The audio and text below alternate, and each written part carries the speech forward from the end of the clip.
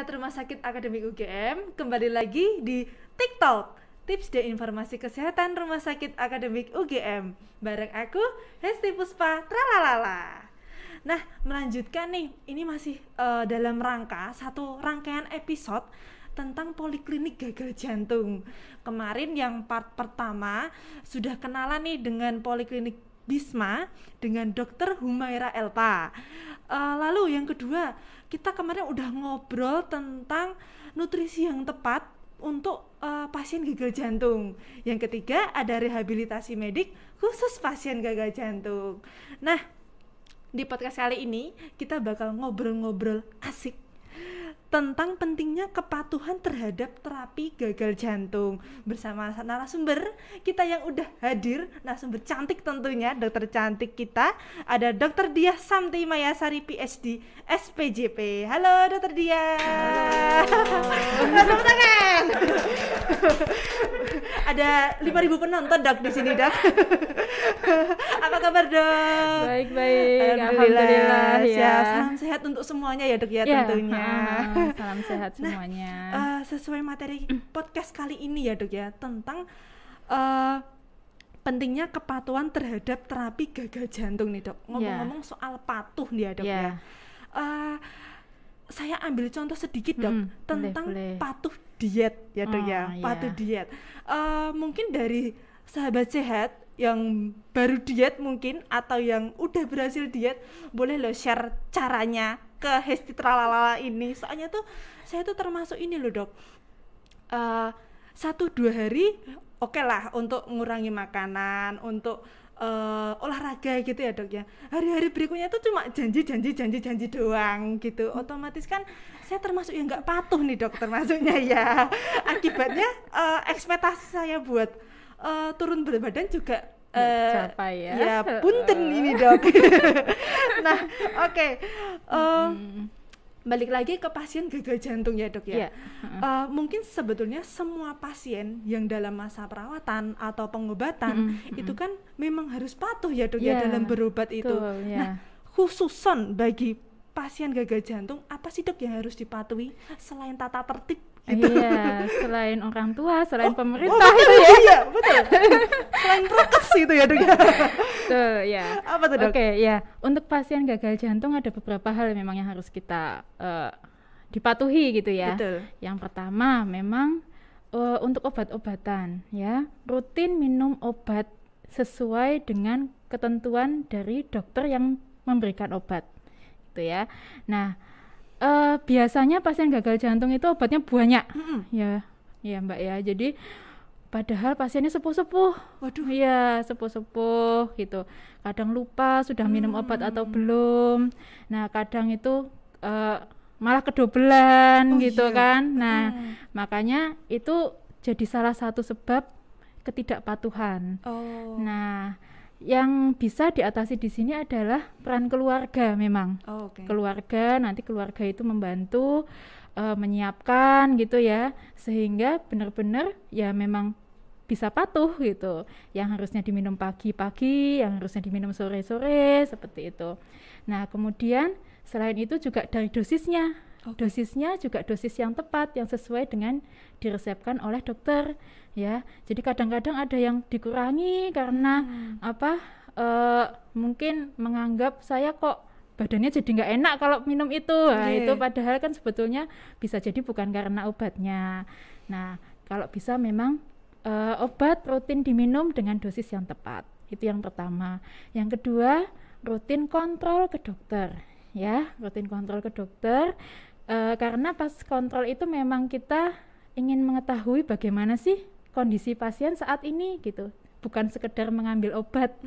Ya, jadi memang diperiksa bagaimana kondisinya, apakah obatnya itu bermanfaat kepada pasien atau tidak. Nah, itu akan kita nilai pada saat kontrol ya. Selain itu diet. Nah, ini kembali lagi ke diet. Diet ini disinggung ini teh. Apa tuh Dok dietnya? Ya, jadi diet pasien gagal jantung kan juga macam-macam. Mungkin kemarin sudah ada pembahasan ya. Jadi yang punya darah tinggi juga harus dengan kadar garam yang ditentukan ya, maksimal mungkin hanya 1 sendok teh seperti itu. Kemudian diet yang lain mungkin kalau misalnya gagal jantung tapi juga disertai gagal ginjal, nah itu nanti ada diet khusus, misalnya proteinnya yang rendah gitu, nggak boleh makan buah yang banyak mengandung kalium misalnya. Atau mungkin nanti pasien yang gagal jantung tapi memakai obat pengencer darah, pengencer darahnya itu yang jenisnya memang terkait sama vitamin K. Nah itu nanti mungkin tidak boleh terlalu banyak sayur, malah tidak terlalu banyak sayur yang bersamaan diminum dengan obatnya. Seperti itu. Jadi kepatuhan-kepatuhan seperti itu yang memang penting sekali kita diawasi gitu dari pasien. Mungkin itu. Oke. Ya. Jadi peran keluarga pun sangat penting ya, Dok, ya dalam kepatuhan itu ya, Dok. Ya. Ada minum obat, ada kontrol rutin dan juga diet itu tadi ya, Dok. Oke. Dok, mungkin sedikit saya mengulas yang tentang Dokter dia sampaikan tadi. Kalau minum obat kedobel itu pripun ya, Dok ya? Itu dia. Jadi memang ya tergantung jenis obatnya ya. Obat apa yang kedobelan gitu. Kalau misalnya ada memang beberapa obat yang kalau kedobelan nanti efeknya akan lebih berbahaya ya. Karena dosisnya kan jadi akan terlalu besar. Nah itu makanya kita tidak harapan kita memang penggunaan obat itu memang diawasi oleh keluarga gitu. Karena takutnya misalnya minum obat tensi kedobelan, nah tensinya ngedrop, terlalu drop. Nah, contohnya salah satunya yang seperti itu. Gitu nggih. Oke. Dok, ada nggak sih, Dok, waktu kontrol rutin ya, Dok ya? Iya. Kadang kayak memanipulasi hasil sebetulnya, Dok. Jadi pas mau kontrol rutin nanti kayak minum obatnya teratur, makannya juga mungkin lebih diperhatikan. Jadi waktu kontrol tuh bagus. Nanti setelah kontrol makannya agak awur-awuran lagi.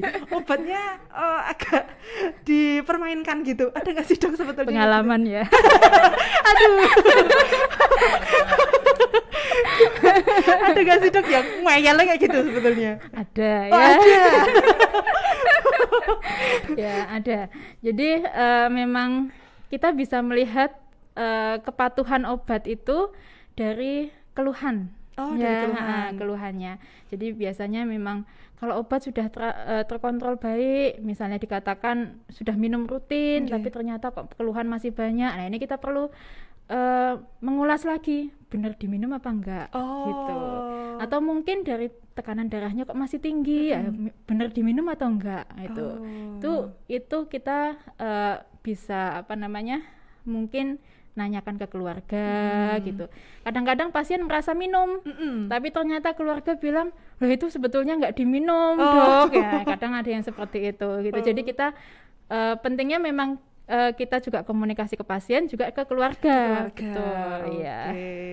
Sangat berperan ternyata keluarga itu ya, Dok. Iya, betul. Nggak bisa hapus-hapus gitu. Oke, lanjut, Dokter. Tentang beberapa poin yang harus dipatuhi tadi, Dok. Sebetulnya tujuan dari terapi yang patuh itu apa sih, Dok? Ya, jadi memang ada beberapa tujuannya. Yang pertama sebetulnya memang mengurangi risiko kematian. Ya, jadi gagal jantung itu memang kan artinya penurunan fungsi jantung ya. Jadi jantung itu tidak mampu memenuhi kebutuhan tubuh. Kalau ini dibiarkan terlalu lama kelamaan risikonya ya adalah kematian gitu. Dengan terapi yang baik, tujuan utama kita adalah mengurangi kematian. Yang kedua yaitu adalah untuk mengurangi gejala. Nah, jadi yang tadinya sesek-sesek, kalau jalan sedikit saja sudah sesek gitu ya.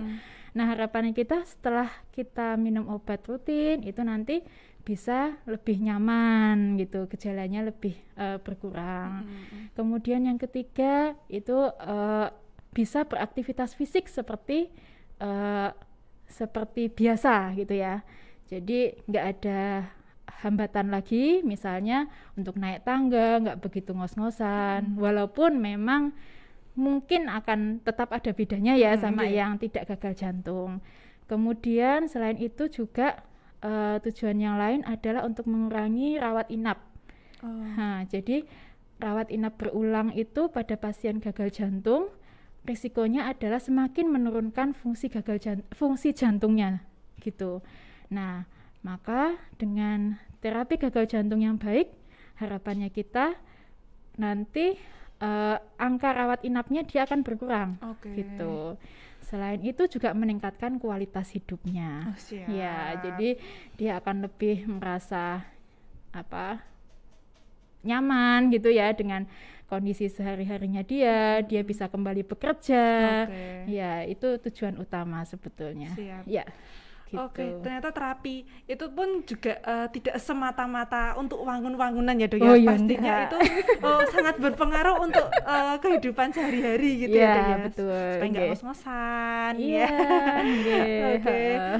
Nah, balik lagi tentang obat-obatan nih Dok. Tadi kan ada dianjurkan juga untuk minum obat secara rutin ya Dok. Betul, ya. Obatnya beda nggak sih Dok dengan pasien jantung pada umumnya? Ya, jadi untuk pasien gagal jantung memang ada terapi khusus ya, terapi khusus ya. Jadi apalagi pasien jantung dengan penurunan fungsi jantung, penurunan fungsi pompa jantung ya.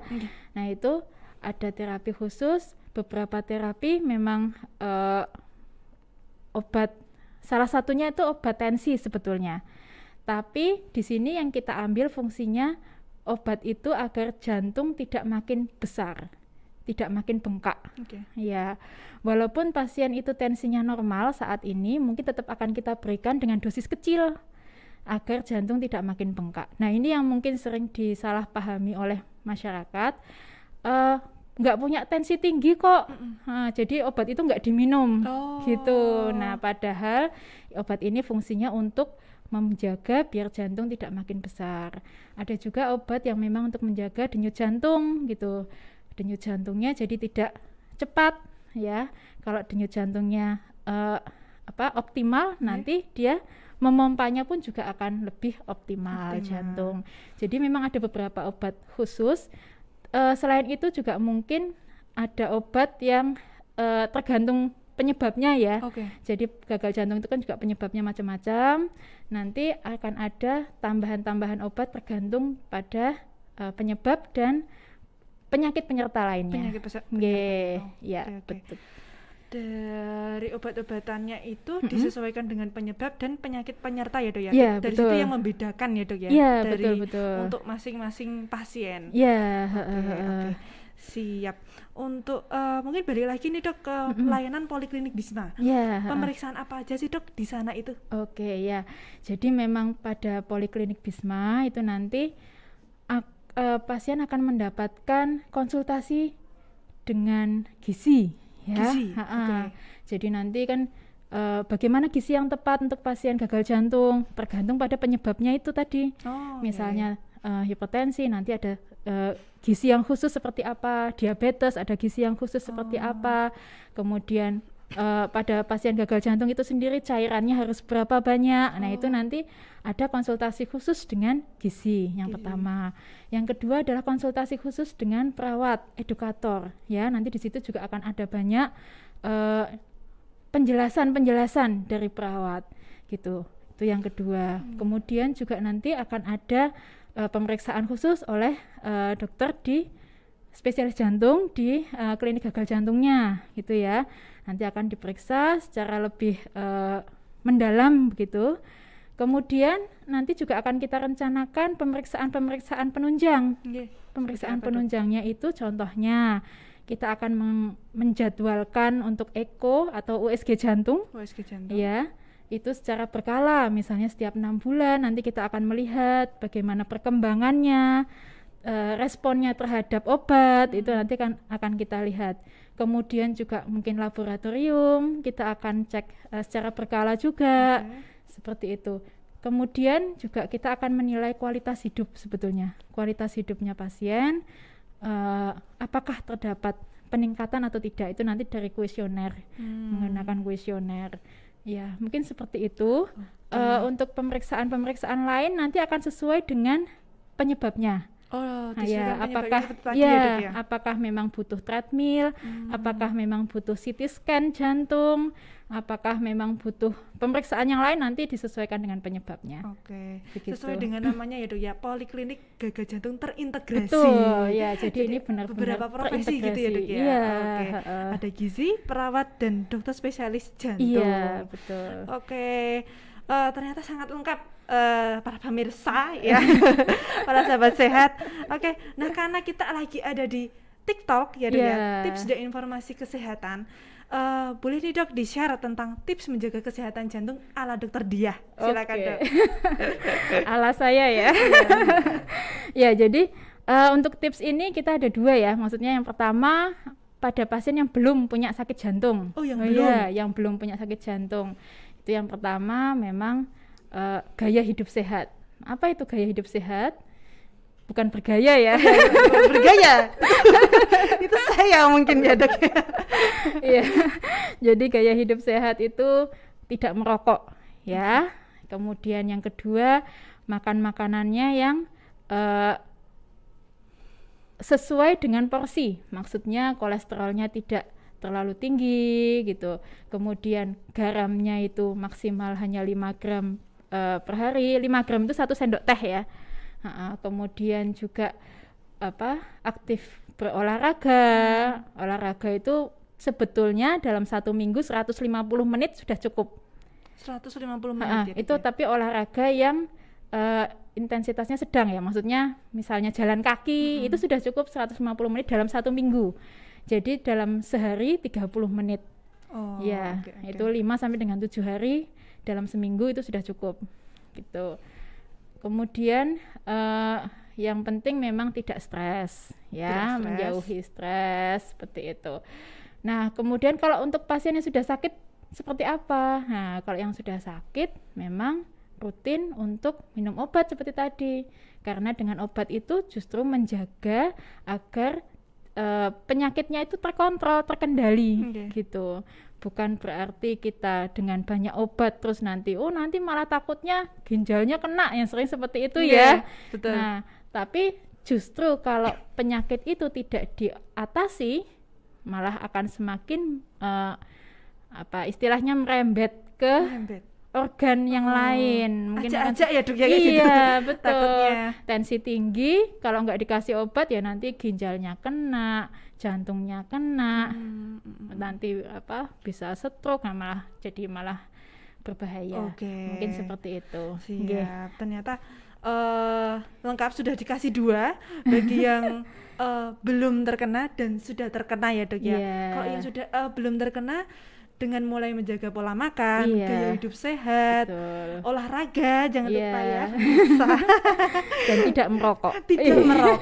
Dan yang sudah terkena bisa dengan patuh ya, Dok, ya, dengan terapi tadi, kontrol rutin, minum obat rutin, diet dan pemeriksaan rutin ya, Dok, ya. Betul ya. Dan selain itu untuk yang sudah kena juga tetap gaya hidup sehat. Tetap hidup sehat juga ya, Dok, betul, ya. Oke. Sangat menarik, Dok, podcast kali ini. Yang perlu digarisbawahi bahwa secara general bahwa pasien yang dalam perawatan atau pengobatan itu harus patuh semua ya, Dok, ya. Untuk menunjang kesehatan yang lebih prima lagi untuk kesembuhannya. Oke. Baik. Itu saja yang dapat kita bagikan di podcast kali ini.